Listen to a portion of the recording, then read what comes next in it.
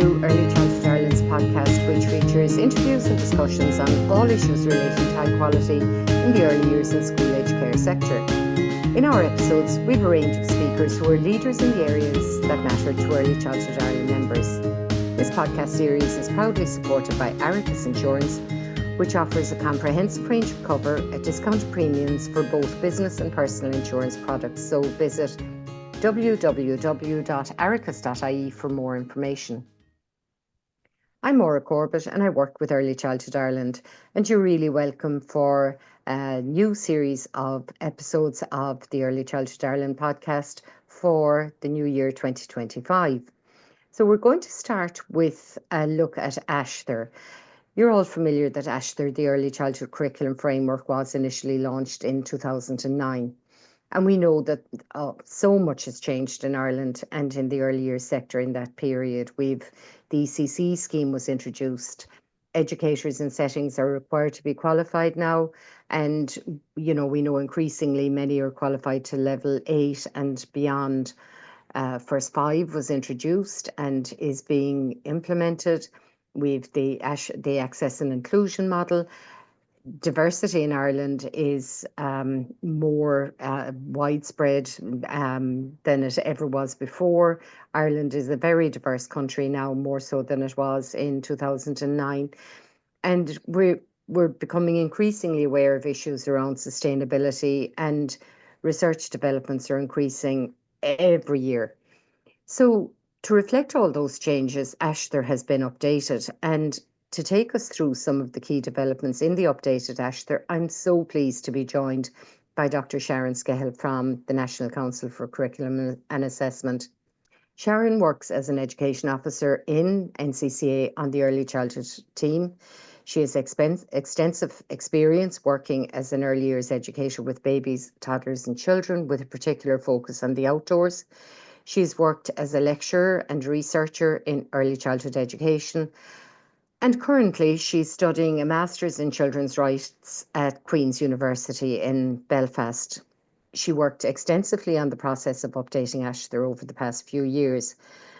So some of you may have heard the episode in October 2023 when I spoke to Sharon about the consultation and the process involved in the updates. And finally, towards the very end of last year, the Minister for Education, Norma Foley, and Minister for Children, Equality, Disability, Integration and Youth, Roderick O'Gorman, welcomed the publication of the updated framework. So Sharon, you're really welcome, and thanks for taking the time out to discuss some of the key updates and the key aspects of the updated Aistear framework. It must be great to have it out there at last after all the work and time and consultation and debates and discussions that went into it. Absolutely, Maura. Yeah, we're delighted to be here with the updated framework, and thanks so much for having us and giving us the opportunity to talk with you about it. Perfect. So maybe can we start with a brief kind of overview, a bird's eye view, if you like, of what has remained the same, because it is an updated, not a replacement. So what's the same, and then what some of the key changes are, and we'll tease out some of those key changes in a minute. Absolutely. Well, I think one of the important messages to put out there is that everything you know about Aistear continues to be the same, that it exists, that Aistear as you know it hasn't changed hugely. So all of those messages that you know about that play-based and child-centered curriculum framework still remains the same. The themes are still there, the principles are there, but they have changed. So in the original, the principles were grouped into groups of 3. And what we have noticed, I suppose, and in the feedback from the consultation, is that the principles were a little bit hidden. Often when people went to Aistear, they went straight into the themes and the learning goals. So we really wanted to pull out the principles because they are so important. Well, they're So they're vital. I mean, back in the day when we were doing Shielda QAP work and you were encouraging people to use Aistear, it tended to be dive straight into the themes, and absolutely. really, and not the principles are so fundamental to be aware of and understand and implement. So that was a really important change. Yeah, so that was a big one to really draw, about the agentic global citizens of the baby, toddler, and young child, about diversity, equity, inclusion. I won't read through all of them, but in terms of saying, if you get the principles right, if you can understand, these are so foundational. If you're supporting children's learning and development, that the principles are crucial. Um, like I said, the themes are the same four themes of well-being, identity and belonging, communicating and exploring and thinking. But what is different is that we have reduced the number of learning goals. And also we've removed the numbers. And I think that's a relief for many people as well, because the numbers seem to imply that people felt they had to achieve certain numbers, whereas really by pulling them together, and not that anything is essentially gone, but it's about um, I suppose making them more user friendly as well and accessible for the educator using them. And that's the other, I suppose, some of the terminology as well. We talk about babies, toddlers, and young children in Aistear, because again, the emphasis on the child or children, as it always, it kind of there was often an overemphasis, particularly maybe with the ECC program, of the older child. So this really aligns with policy as well in terms of emphasising the importance of the baby, toddler, and young child, and how we support our youngest citizens in their learning and development. And also in that regard as well, it's about the term educator. So again, it used to be the adult, whereas the educator, it's really drawing attention to how important this role is of those who work with babies, toddlers, and young children. And that's whether it's the parent who wants to engage and use the framework, but crucially for the educator who is working within the childminding and the early years setting, it's about acknowledging the knowledge and the skills that you need. And again, it's a very different profile. Than what we had back in 2009, because back then was it Completely. only 50% had to have a qualification, Mm. whereas now we're pushing up on 42, 43% of a graduate-led sector. So it is very different. So that was really important as well. And that was the feedback from the sector to say, we want that acknowledged. So emphasizing the role of the educator as an agentic reflective educator. And again, it's really about saying about having the knowledge and skills to use Ashter to work with your group of babies, toddlers, and young children in whatever different context it is. Do you know, in the baby room, in the preschool ECC room, or whether it's in a child minding setting. Um, That's so welcome, that increased focus on children under three. It's oh, absolutely absolutely. vital.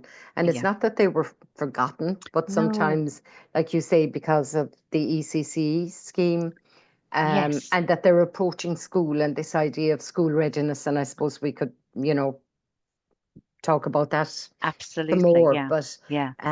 that focus on the under threes. And I think removing the numbers too helps to see it's the children's experience rather than ticking boxes on a list to say that X, Y, or Z has been completed. Exactly. And I So think even in that's really terms good. of, yeah, and even about transitions, the idea of that school readiness, we've included a new principle on transitions.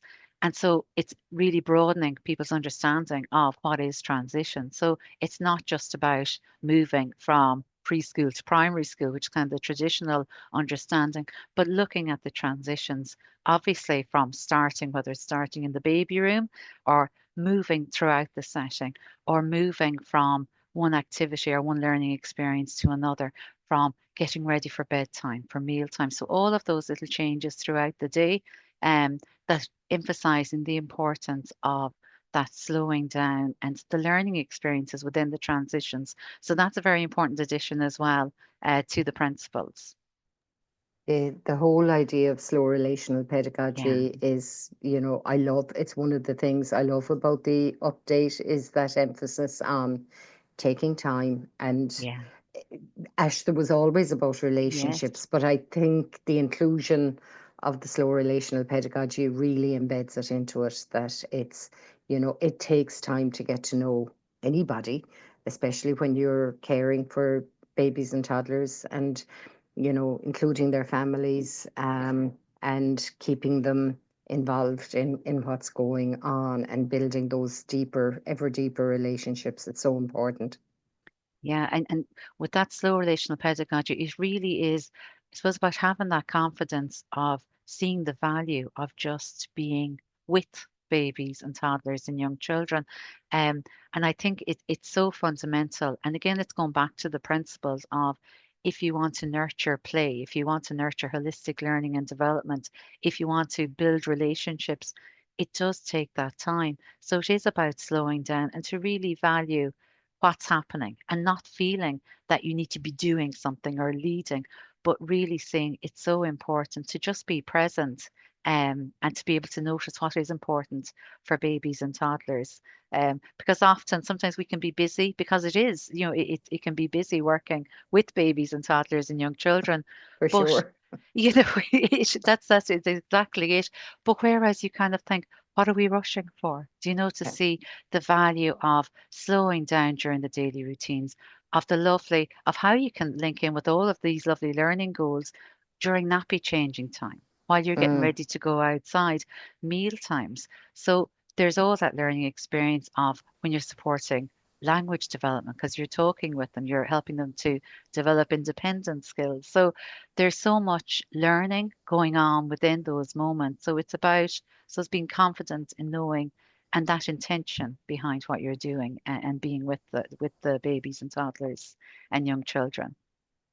so I suppose that brings us very nicely to one of the areas I wanted to kind of tease out a bit more with you. You know, you've mentioned that idea of, the agentic educator, and I know there's an increased focus on children's rights and the agency of children.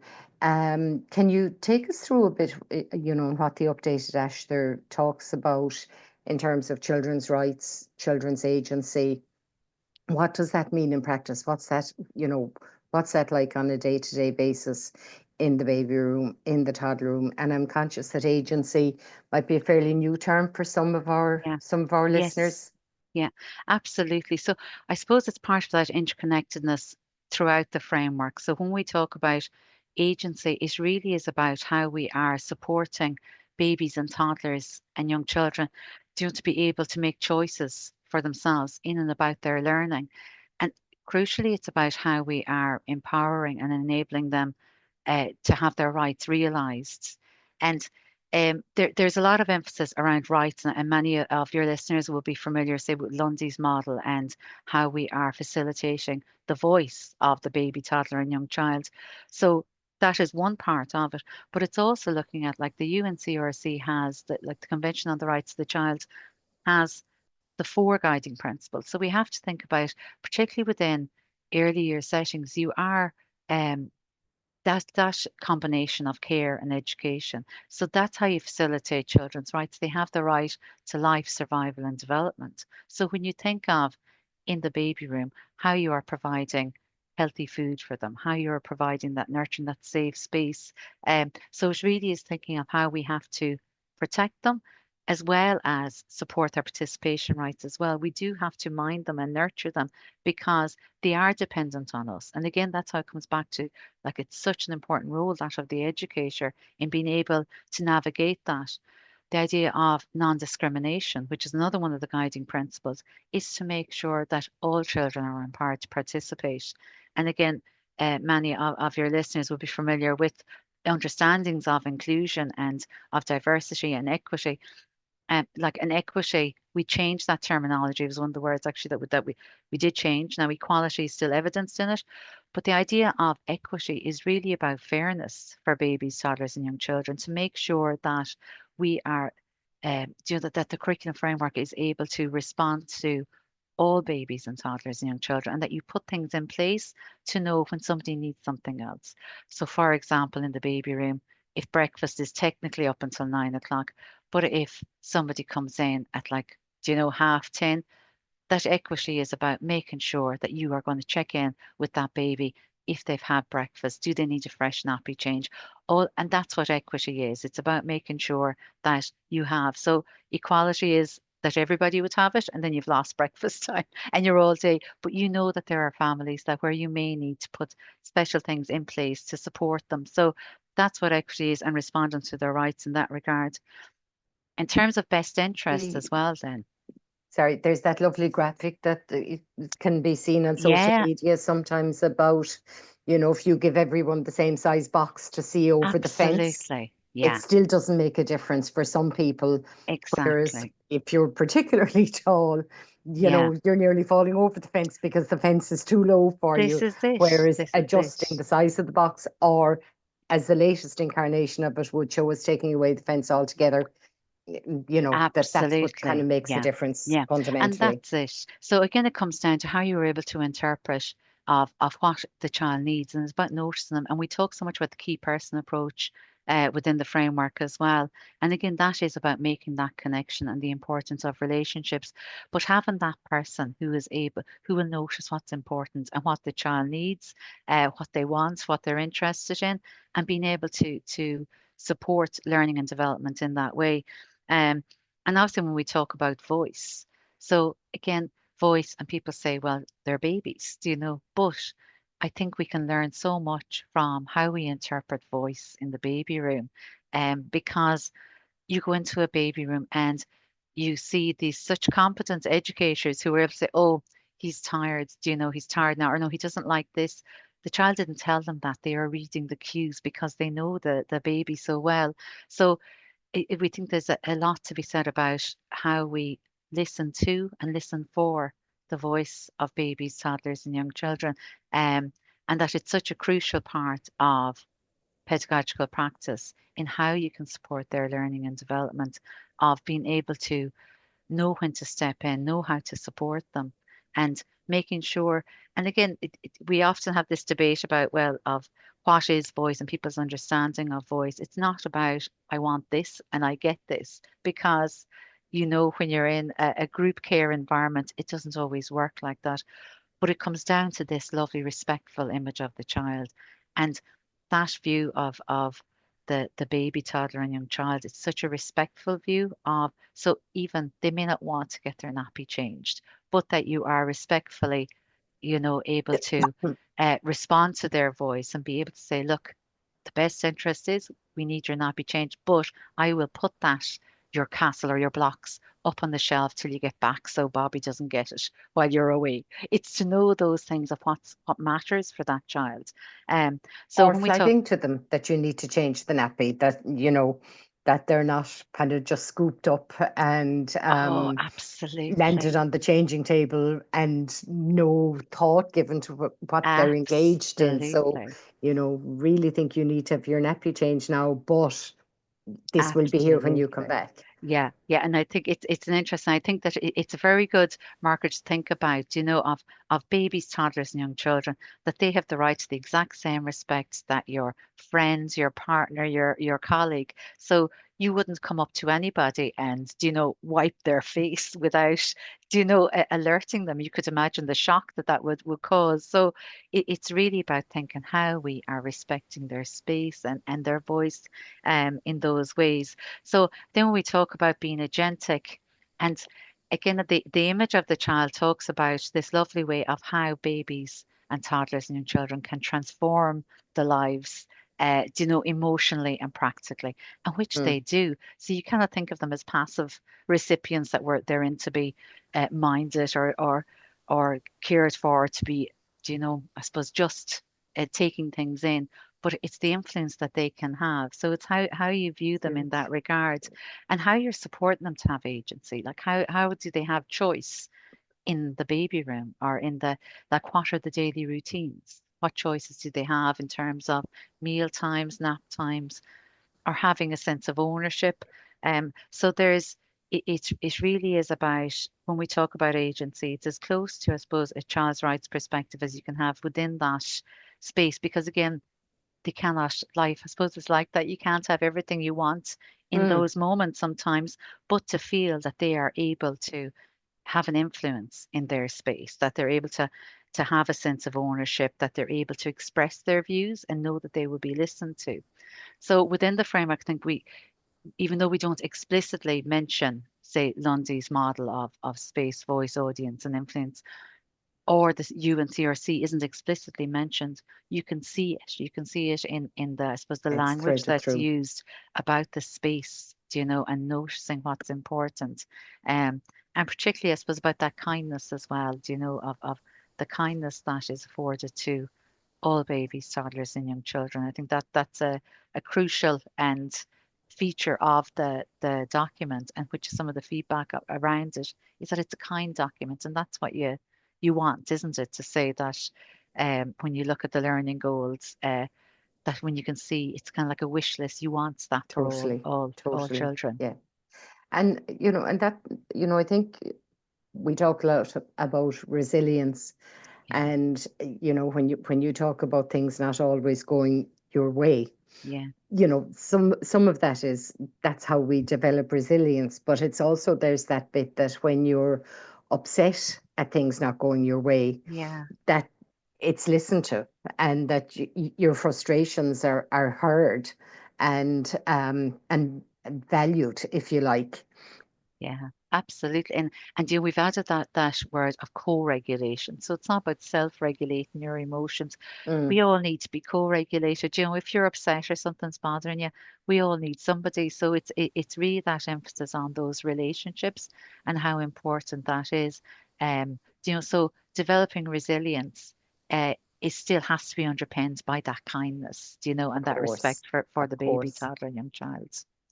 So I know, Sharon, you're aware of that a major focus of our current work in Early Yes. Childhood Ireland is about eco emotions, and we've developed an extensive suite of resources called Eco Emotions, Yeah. and we've had some great webinars on the linkages between co and self-regulation, as you mentioned, Yeah. co-regulation, nature pedagogy, sustainability.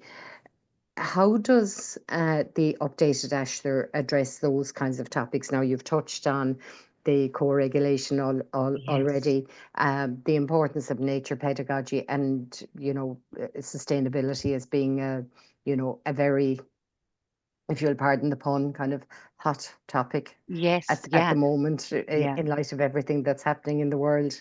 Absolutely. And I think what's nice is that because sustainability is such a huge topic, that to be able to make it manageable and understandable. So with Ash there, it presents sustainability as caring for yourself, caring for others, and caring for the environment.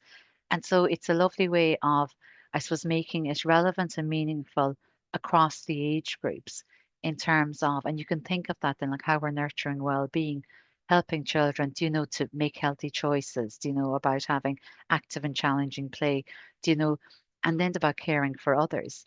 And caring for others is in terms of, even about taking responsibility. And not that rights, they're never bartered one against the other of rights and responsibilities, but also it is like, I suppose, the whole role of the framework is to support learning and development. So about how you are nurturing children to take responsibility, for their own belongings, to their relationship with their friends, that they're able to take that sense of responsibility, and then about to care for the environment. And it is about really emphasizing how you can nurture their wonder and awe. And that was in the original Ash there, but making, I suppose, more explicit the emphasis on the outdoors. There is an additional we included a new aim in exploring and thinking about outdoors, learning in the outdoors, and nature pedagogy.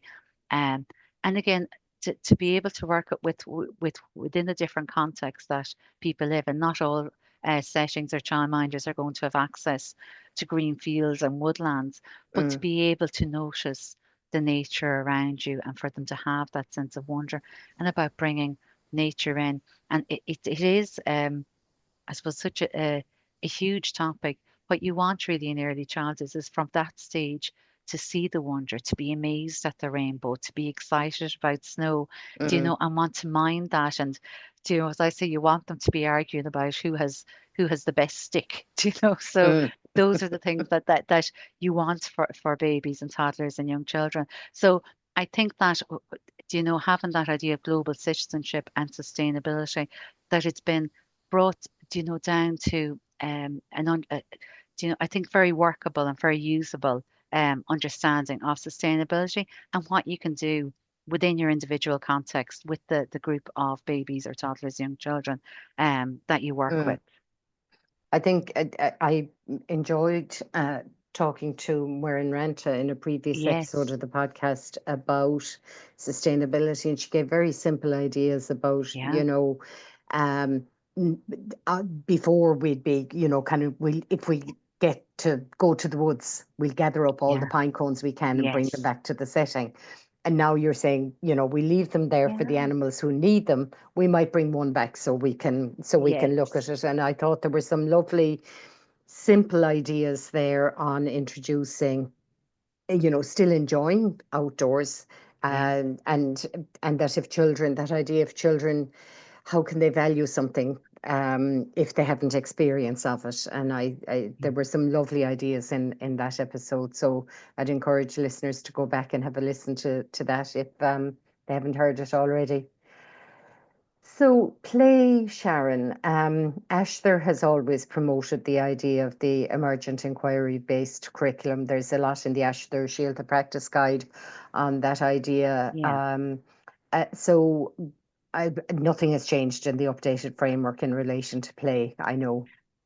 Well, there's still such a huge emphasis. It is all about play. Mm, But what we have done is introduced, I suppose, an understanding of play as free play, guided play, and educator-led playful experiences.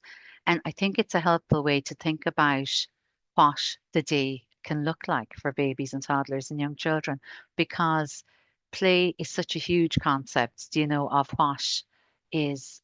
what happens on a daily basis for babies and toddlers. So I think it's having the understanding of free play, where it's completely child-led and child-initiated, and that you have the environment set out and set up so that children are curious and eager to participate in that. And within that space, then that you have your guided play, and that's where the educator is able to, step in, step out, to guide, to extend learning.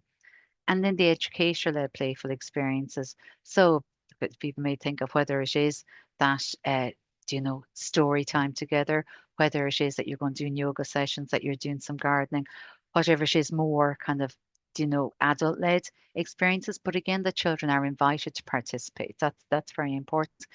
And when you think about how the emergent and inquiry-based curriculum is planned, it can incorporate a blend of that free play and guided play and educator led. So when you think about the what are the children's interests? What are the educator interests? So if you have gardening or yoga or art, that it's something that the children may be interested in participating in as well. Um, when you think about how you set up and set out provocations for learning, and that's something there is an emphasis on as well, is thinking about again the learning environment. There's always been an emphasis on that inclusive learning environment, but kind of leaning a little bit more to what are the aesthetics of it as well. How are you creating spaces that spark children's curiosity, and for babies to be inquisitive and to have that space. And there's the space again. It's that relational space to feel safe, mm, to explore, as well as the physical space.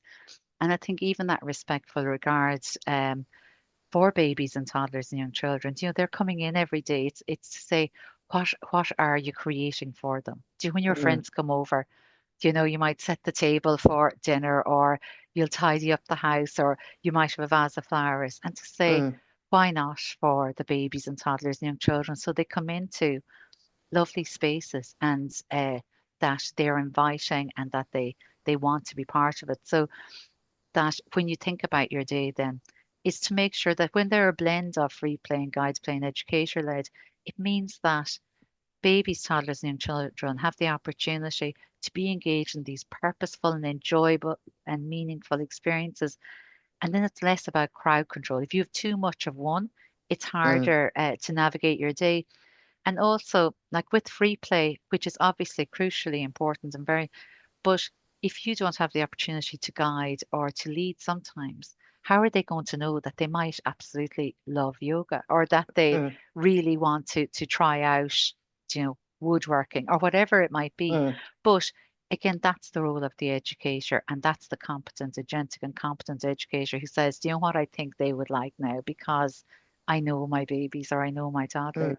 Um, so But thinking that the about that. wishes of the children are, so that if it's clear that Sharon does, Yes, just isn't interested in yoga, Sharon doesn't have to take part absolutely. in the yoga Yeah, or whatever. So that within that there's a freedom. So even though if the adult is suggesting, I've sometimes used the example of window boxes, for yes, example, that, a child comes in and says that she was helping her granddad plant window boxes the other day. yeah, And the educator then goes off and gets all the window boxes and yeah, the compost and says, you put this bulb here and this bulb here and this yeah, bulb here. yeah. That's not what guided or adult led play is about. It's No, that, yes, you get the window boxes. yes, And dr- then the children's participation within that absolutely, is, absolutely. Yeah. guided as still by their interests, their previous experience, their funds of knowledge, Oh, that's all feeding into that. absolutely. And that's when you talk about like having the environment right. It means that you can have those small group experiences and whoever wants to join in is enabled to take part because the others have opportunities because they love being in the sandpit or they're sitting at the table doing some art with somebody else or Mm, whatever it is, so it really is thinking about what's available of how you can have that blend so that it's not about those big group, large group mm, experiences. Because again, when you talk about time to get to know babies and it's the toddlers time. and young children, Yeah. you can't do it with 10 No. babies, and you can't do it with this large group. Really thinking about, how can you make that the playful experience more meaningful for them. And that's when children, when you get to know them and for the educator to kind of know, then how can I support their learning and development because I know you, because Mm, I have the chance to talk with you on your own or within a small group, and the others are engaged in things that they love to do. So I think that is the thing. And it, their interests really have to guide so many things, but you can teach, like, it's amazing what children can mm, take in and learn about, when they're interested. yeah. Yeah. Um, And there's time. It comes Absolutely. back to the time It to, does. that this isn't something that there's 10 minutes set aside for.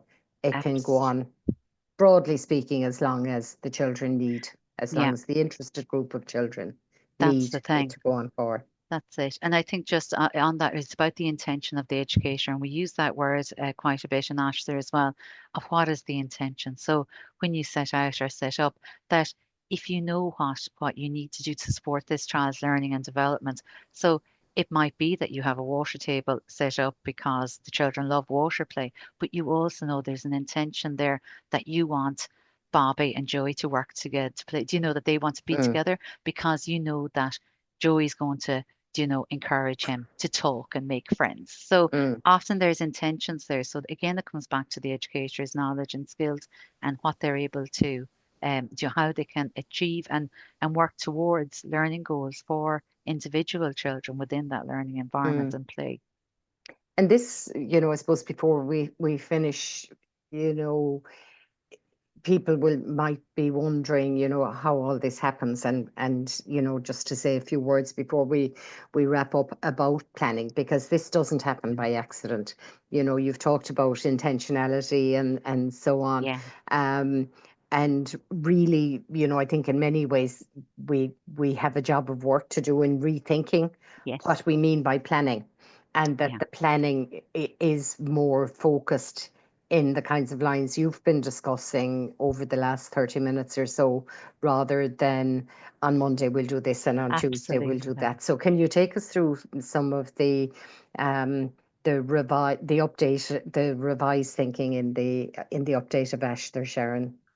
So in the guidance section, which is the second half of Ashley, the guidance talks about a reflective cycle of planning and assessing. So this is quite new. Um, and again, it's kind of underpinned by the principles and the idea of that slow relational pedagogy. So it's like a four stage cycle, even though it doesn't necessarily have to be cyclical or they're each very valuable on their own. But it all starts with noticing. Noticing is about seeing what matters. So And these are the things you say about children of he's not himself today, or he loves this. Do you know the things that you notice that are really important? So it's really saying that's where your observations start with that coming to know the baby, toddler, or young child, um, and that's so crucially important. So I think it's about making observations to know what's meaningful. So we have some examples like in the framework about how I noticed, that Philip loves a story about Brown Bear, and that he's sitting on the cushion reading it with Ellie. So you're noticing that. So how lovely that you notice that's what he likes. And Mm, then if you choose, so that in itself is a lovely moment. It's a lovely thing to make a note of, and how lovely that's a mm, really meaningful documentation. lovely. To notice that their interests, their uniqueness, what matters to them, their achievements, to be able to took two steps across the floor or was able to put a peg into a box or carried something. So it's about noticing those achievements. But when we nurture it then, which is the next stage, that's really about recognizing, naming, and affirming the learning in the moment. So it's about giving the time and the value because it's about responding. The child has said this is important. That's what they've told us because they're focused on that or the way they've acted or reacted.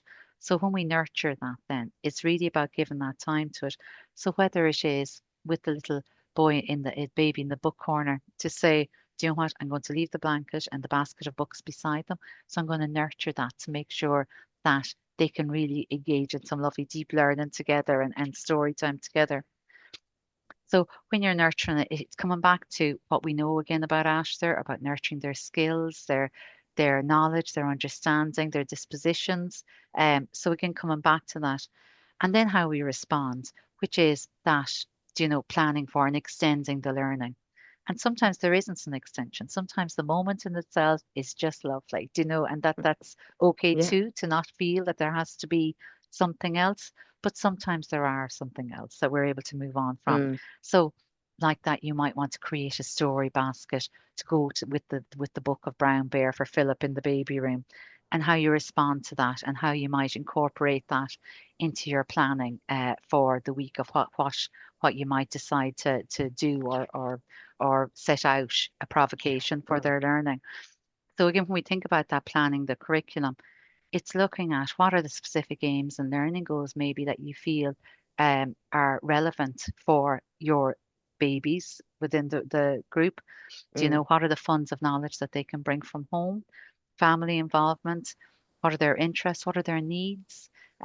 So all of those things, plus more, which are I think in the guidance, there's a lot of support there about how can I plan and make the day meaningful for the babies and toddlers and young children. And then really it is about reflecting on all of that. So reflecting and seeing, what else can I do? So maybe in that instant with the babies reading a story with each other, that maybe it's about, and then, as you know, maybe two other babies came over on top of them overtaking things mm, to mm, say, okay, how could I make a cozier spot that they could have a quieter space together to prolong it? So it's about reflecting on it and thinking, what else can I do? And it obviously is so beneficial for the babies, toddlers, and young children, but even to motivate educators to say, what else? What mm. can I bring to this? And what else, what skills and knowledge do I have that I'm able to, continue to support their learning and development as well? So that reflective cycle, I suppose it really is about starting at what is important and what matters for babies and toddlers and young children. Yeah, it's just the noticing, that idea of noticing, I think is so important in Aistear, in the updated Aistear, because it really is the Yeah. simple things. And again, it kind of goes back to the slow pedagogy. So Sharon, thank you so much for taking us through some of those.